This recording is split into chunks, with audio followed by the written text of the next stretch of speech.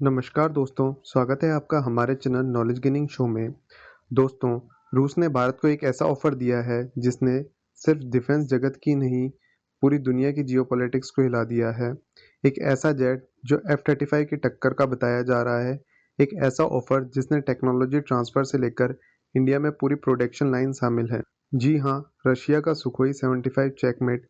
लेकिन सवाल है, क्या ये भारत के लिए सुनहरा मौका है या ये वो जाल है जिसमें गिरना भारत को महंगा पड़ सकता है। सबसे पहले समझते हैं कि ये जेट आखिर है क्या। सुखोई 75 रूस का महत्वाकांक्षी 5th generation single engine stealth fighter है, जिसे रसिया ने टैगलाइन दी है अफोर्डेबल स्टेल्थ फाइटर, यानी F-35 जैसी स्टेल्थ लेकिन आधे दाम में। इसमें दावा किया गया है रडार सिग्नेचर बेहद कम है, सुपर क्रूज कैपेबिलिटी है, हाई मैन्यूवरेबिलिटी है, अधिक वेपन पेलोड और ऑपरेटिंग कॉस्ट F-35 से 40-50% कम है। रूस का कहना है ये एयरक्राफ्ट पूरी दुनिया में स्टेल्थ मार्केट को बदल देगा, लेकिन बड़ी सच्चाई ये है कि सुखोई 75 अभी सिर्फ प्रोटोटाइप स्टेज पर है। एक भी उड़ता हुआ प्रोटोटाइप नहीं, सिर्फ मॉकअप्स, विंड टेस्ट और कंप्यूटर सिमुलेशन है।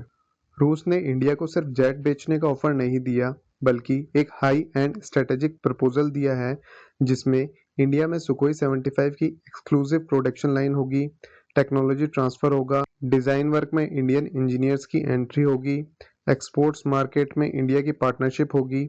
यानी अगर इंडिया हाँ कहता है तो सुखोई 75 दुनिया का made in India stealth fighter भी बन सकता है। अब रशिया चाहता है कि इंडिया इस प्रोजेक्ट को बचाए और लीड पार्टनर बने, क्योंकि यूक्रेन वॉर और सैंक्शंस के बाद रशिया को फंडिंग और फॉरेन पार्टनर दोनों की सख्त जरूरत है।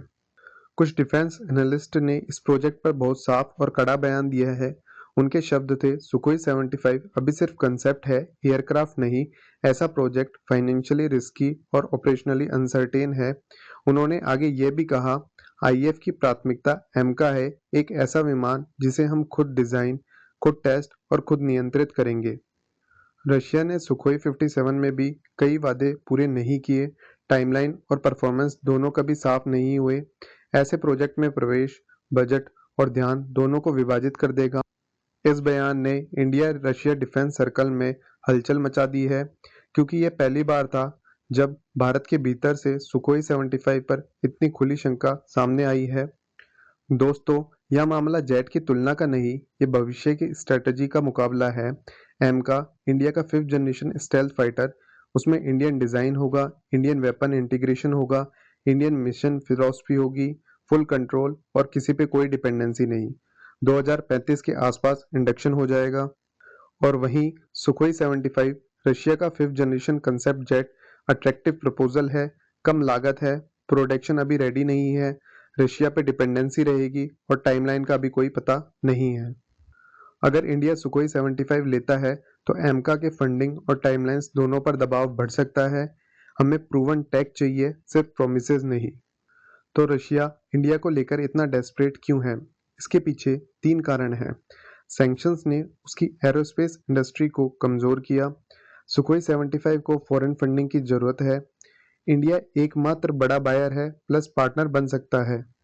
रशिया जानता है कि इंडिया के पास मार्केट है, मैन पावर है और क्रेडिबिलिटी है। इसलिए रशिया चाहता है कि सुखोई 75 की ग्लोबल आइडेंटिटी इंडिया से जुड़े। तो दोस्तों, फैसला अब इंडिया के हाथ में है।